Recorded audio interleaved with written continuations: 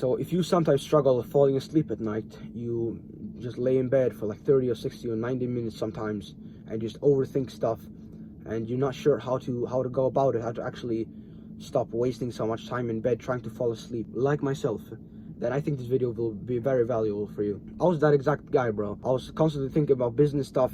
I was thinking about the boxing sparring I did yesterday or something. I was thinking about that girl in my school or some shit, and I couldn't stop these thoughts from circulating in my mind. They're basically disrupting my process of calming down, right? And just falling asleep. And on top of that, I used to wake up at night.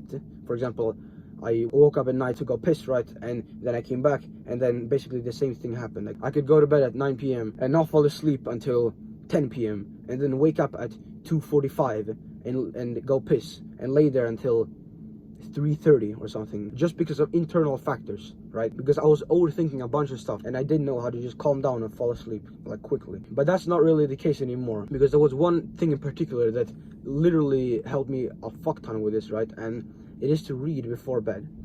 So it's basically that you just grab a book, whatever book you want. Basically, it doesn't even have to be a self-improvement book like Can't Hurt Me or How to Impress and Influence People or fucking .com Secrets or anything. It doesn't even have to be a quote productive book. It can just be a fantasy book or something. You grab a fantasy book and you read it for 10-15 minutes every night, and your eyes are naturally going to get more tired, right? And you're not being stimulated by our phones, because that's the thing a lot of people do these days, right? Including myself, or at least I did before. I was literally consuming a bunch of content, being fucking hyper stimulated before going to bed or some shit, playing some video games on my phone or whatever. And that's actually close to the opposite that you're gonna want to do, right? Before you're trying to fall asleep. And reading is just basically the opposite of that. You're not being stimulated by something, or at least even nearly as much, right? You're grabbing a book, you're opening it up. It's a bit hard to read. It's not just like watching a random YouTube video, right? When you're half brain dead. Like, you could watch a YouTube video brain dead. You couldn't really read a book properly while brain dead, while mindless, right? You couldn't read a book while distracted, right? And that's literally what I do. I read a book series called Warriors. It's basically a book series of, there are a bunch of feral cats in the wild that live in clans, right? They live in a few clans, and you basically get to follow them around and see what they're doing, right? And it helps me a lot, right? I can delve into the story of the clan cats, and I can just turn off these business fucking overthinking studies thoughts, right? For at least a moment. I can just turn them off and just think about something else, and that's helped me tremendously, right? And I just read one chapter every single night. I would recommend you do it in bed, right? You just grab your book, get in bed, right? Perhaps you get your clothes off or something, you get in bed and you just read a chapter, for example, and then you turn the lights off, and then you're done, right? And if you do this on a consistent basis, then I could virtually guarantee that you would see progress in falling asleep at night, because that's exactly what have happened to me to a great fucking extent. From now, I consistently fall asleep within 10 to 15 minutes. 6 months or 12 months ago, that was closer to like 60 or even like 90 minutes sometimes. Like, how the fuck is that even possible, bro?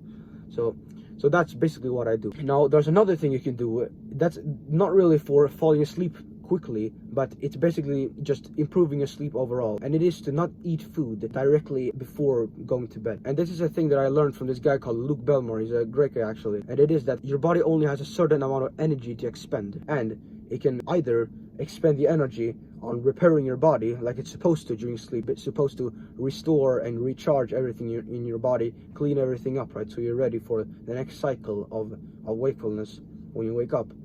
Or it can expend the energy on digesting food, and particularly carbs, like carbohydrates, like rice or potatoes or pasta or something. Like basically grains overall. You preferably want to avoid eating a huge ton of carbohydrates before going to bed, because it's just gonna fuck everything up to a much greater extent while your body is trying to repair itself when you're sleeping, right? Because if you think about it, how fucked it is that you wake up tired. You've literally just spent 8 hours literally unconscious in your bed. Like, how the fuck could you wake up tired after that? And one of the basic premises is that your body simply hasn't repaired itself to the extent that it wants to, because it had digested a bunch of food, right? So for example, if you go to bed at 9 p.m. and you stop eating carbohydrates at 6 p.m. and you have eaten a lot later prior to watching this video, right? Like, you will see a great fucking difference, right? You will not wake up like this fucking drone and like this zombie going out of bed. You'll be more alert, right? It will just be a much better experience overall. So that's one thing you can do. And one of the things that troubled me in the past, and perhaps troubles you right now, is that when you're trying to fall asleep at night, you basically get these sexual thoughts, right? And it's quite normal. It's very normal for teenagers to get that, right? It's nothing to be worried about overall. But for me, that just meant that I was super horny when I was trying to fall asleep, which basically meant that my body was fully activated when it actually was supposed to deactivate itself. And you ideally don't want to be having those kind of thoughts disrupting your body falling asleep overall, right? And one of the things that I did to stop just falling into the cave of sexual thoughts and staying there for when I was trying to fall asleep is just to do some meditation in the morning, right? Because meditation is going to give you mindfulness. You probably heard about meditation on some YouTube video or something, and it's basically that you train your focus and you train your mental willpower. For example, if I get a sexual thoughts and I start thinking about that, if I have mindfulness and I have focus and I have willpower, I can manually pull my focus away from the sexual thought to something that is not going to disrupt my body falling asleep, right? So for example, if I get a sexual thought in bed, I'll just redirect my thoughts to something calmer, more peaceful. That's not as energetic as that per se. And meditation overall is actually quite simple. It seems like this wishy-washy, like fucking Buddhist monk ritual or something, but it's actually very simple. It's basically that you think about a thought, right? For example, I can think about my breath. You can think about your breath, and then, for example, your mind wanders to some project in school or something, in high school, right? And then you realize that your mind has wandered, and then you just manually bring it back to the original thought. And that's basically one repetition of meditation. So it's basically cyclical, it's a cycle, right? And it's basically like doing like bicep curls for your brain, for your willpower, for your focus, right? And it's honestly one of the best things that have happened to me overall, right? So that's one thing you can do. You can just put a timer on your phone. For example, I do 10 minutes, right? You can put a timer on 10 minutes, and then you just sit there and try to focus on, for example, your breath. You try to focus on your breath, and every time you get distracted by something else, you bring it back as soon as possible and keep it there. And that's basically something that has helped me a lot, right? Now, when falling asleep, there are actually 3 main external factors that you can control that will basically dictate if you can fall asleep or not, right? And those are light, temperature, and sound. And for example, if we max all of them out, if you are trying to sleep in the middle of the desert when the sun is at zenith, right? It's sun high. It's super hot. It's like 100 degrees or something. And then there's a guy screaming in your ear at the same time. How easily would you fall asleep under those circumstances? Probably not. But on the contrary, if we put you in a 100% dark room with no light whatsoever, and it's cool, and it's precisely the temperature that is best for your body, right? When it's trying to fall asleep, right? And there are no sounds whatsoever. Like how much more easily would you fall asleep in that environment in contrast to the prior one? Of course, a lot, right? So what you can do for lighting, of course you can just pull your curtains down, but sometimes that's not enough. And one thing you can do is that it will sound a bit weird, but if you try it, you'll see how effective it is, right? And it's basically that you grab a bunch of tin foil, and then you grab some water, and then you basically spray the water on the window, and then you take the tin foil and you basically press it onto the window, and you basically squeeze all of the light out. It's actually very effective, right?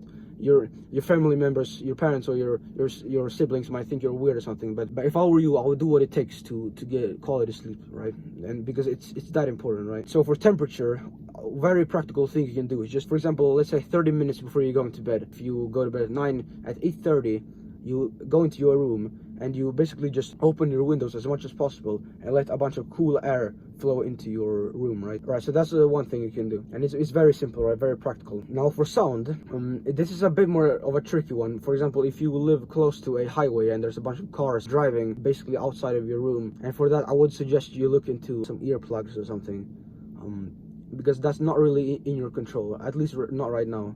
Perhaps in the future when you have made a bit more money, you can move somewhere else, right? But not right now. But if, for example, your parents are making a bunch of noises, right? If you want to go to bed a bit earlier because you want to wake up earlier, and they, for example, watch the news upstairs or some shit, and sometimes disturb you when we're trying to fall asleep, and oftentimes you can just say something along the lines of, look, I'm trying to fall asleep right now. I would highly appreciate if you could just lower the sound a little bit, right? And most oftenly, they're gonna do it, right? They're not gonna try to fucking make you suffer or some shit. So that's basically a quite easy one for most people. Now, another thing you can do for basically getting sleepy on command is to get sunlight as early as possible in the morning. Because if you think about it, sunlight is one of the most natural and deeply hardwired mechanisms in our bodies, because the human body has not really changed since the last like 40,000 years or something. And in the caveman days, in our ancestors like days, basically the only indicator in their environment that it was either time to fall asleep or to wake up was the sun, right? There was nothing else. They didn't have fucking lamps or some shit. So you can actually utilize this, because if you view sunlight early in the morning, you basically force your body to produce something called melatonin, which is the chemical inside your body that actually makes you sleepy overall, about 15 to 16 hours after you first view sunlight. And that's usually when you are going to have your bedtime, right? For example, if you dedicate 9 hours a night to sleep, then 15 hours after your wake up time will be your bedtime. So that's absolutely perfect, right? That's one thing in general you can do, and it's something that I've done a lot recently, right? And it's actually, you kind of underestimate it in the beginning, right? Especially when you're just hearing it from another guy, when you're not trying it out, right? And it was the same for me, but like, dude, it's one of the best things you can do for your sleep overall, right? Like, whatsoever, because it's so deeply hardwired in our systems, in our biological systems, and our body will be so receptive to it. So that's basically it.